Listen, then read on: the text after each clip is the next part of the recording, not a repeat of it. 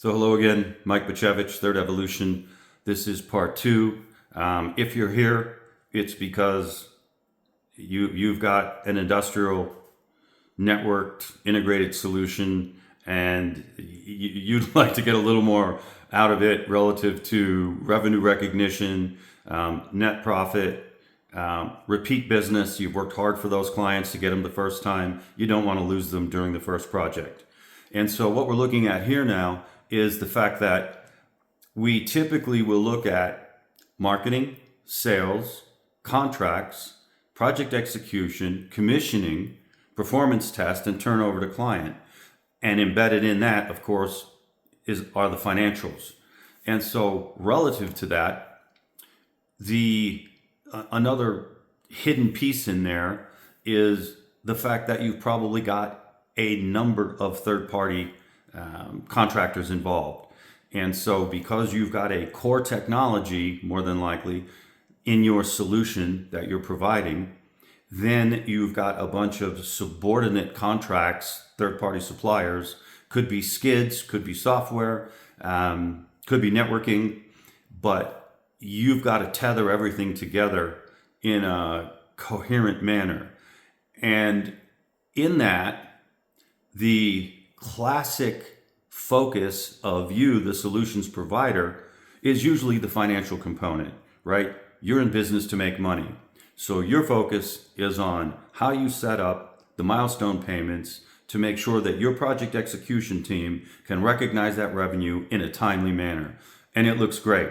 We've already talked about the fact that you've got a pipeline full of these jobs and you're just realizing that there may be a few flies in the ointment.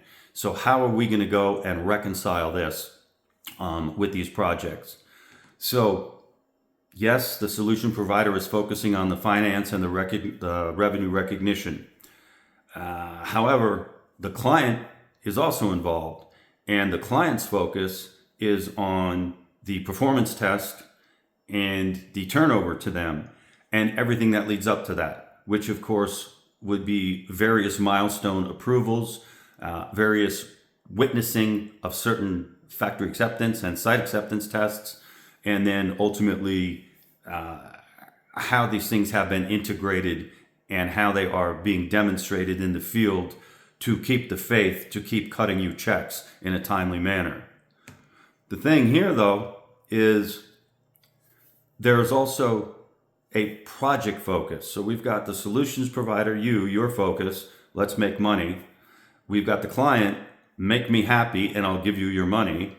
And then we've got the project itself. If the project had a voice, which I think is a very important part that's often missed, the project itself wants to be executed well. It wants to be executed cleanly. It wants to comfortably make its way into the performance test, and from the performance test be gracefully handed over to the new owner for them to operate this thing. So we've got a couple of different perspectives there, and typically when an organization like yourselves is faced with this, you want to really home in on the project execution side, because that's where it's got to be. That's where the thing's being executed. That's where we're falling down. That's usually the thought. And I think that although that there's certainly some validity there, you're setting yourself up for greater challenges by being myopic and just looking at the project execution component. For what I've seen to successfully transform this approach a number of times, quite honestly, is a holistic transformational focus. Everything needs to be looked at. And when I say everything needs to be looked at, it begins with how did you market? Okay, let's set the expectations in the marketing that feeds to how do we sell? And then we need to set the expectation with our technical sales folks of what our project execution needs to look like. So we also want to have the appropriate expectations set up in the sales cycle. From there, we need to understand that the contracts then need to be set up to favor everyone's outcome. And that's also something that we're going to get into a little later on. And so, buried in that, layered in that, are all of those elements also associated with each of the third-party vendors. So, everything that you've got first order with your own project execution team and your technical expertise to deliver this solution, you've also got sub issues with each one of your subcontractors who's going to have all these same issues. Particularly important when you're doing an integrated solution, because you've got databases, you've got electrical drawings, you've got mechanical drawings, you've got control drawings, you've got graphics packages, you've got alarming, you've got emergency shutdowns. If these things aren't reconciled well early, then this is where the wheels start to come off. More particularly, you want to have a scope freeze, a design freeze, and you want to have that done early stage. Unfortunately, coming from part one, and also now, we can talk about the fact that because of your revenue recognition tied to milestone payments, you are trying to shove everything out the door as fast as possible to get the revenue recognition. However, that's going to cause a massive problem if you start allowing things to be built to recognize revenue, particularly third-party things, if you haven't frozen the scope. Because if you haven't frozen the scope, then it's open for negotiation on who's supposed to pay for it. The ideal scope freeze being early, inclusive of the entire process design, so process flow diagrams, which then become P&IDs, right? Process and instrumentation diagrams, or piping and instrumentation diagrams, depending on how you want to phrase that. You've got databases, you've got instrumentation, you've got balance of plant. Everything that's not coming on a skid or from you has got to come from somewhere. Don't miss that, because that's huge too. So now you've got your balance of plant materials and all of these databases, the electrical, the controls, the mechanical, etc. And then you've got your incoming power. All of this needs to be cleanly understood from a scoping perspective so that each individual party has the right scope, and that scope gets frozen so that you don't allow them to start building these skids when they don't have their design complete. You don't have your design complete. This is one of the biggest issues that you face, and you're not alone. This is pervasive across all of these industries. See it all the time.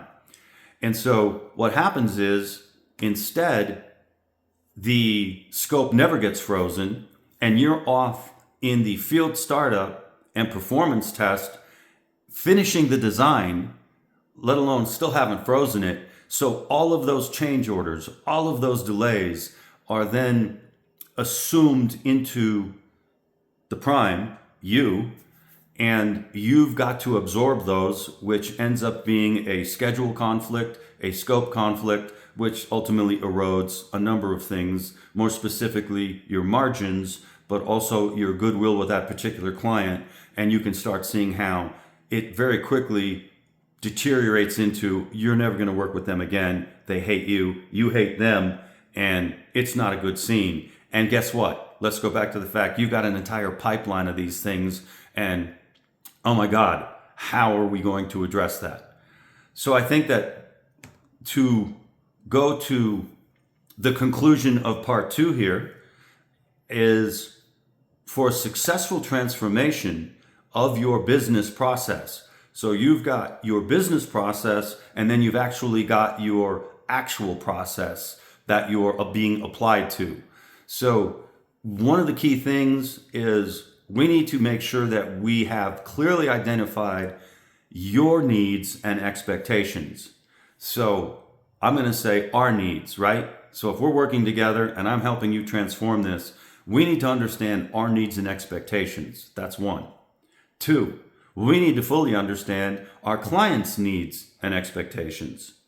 Three would be our internal team's needs and expectations. What do our folks need, from marketing, through sales, through execution, through database managers, through commissioning field people, to whoever's going to perform the performance test? and who is the project manager and who's the lead engineer, those folks, their needs and expectations also need to be understood. These aren't challenging things. They're just usually overlooked.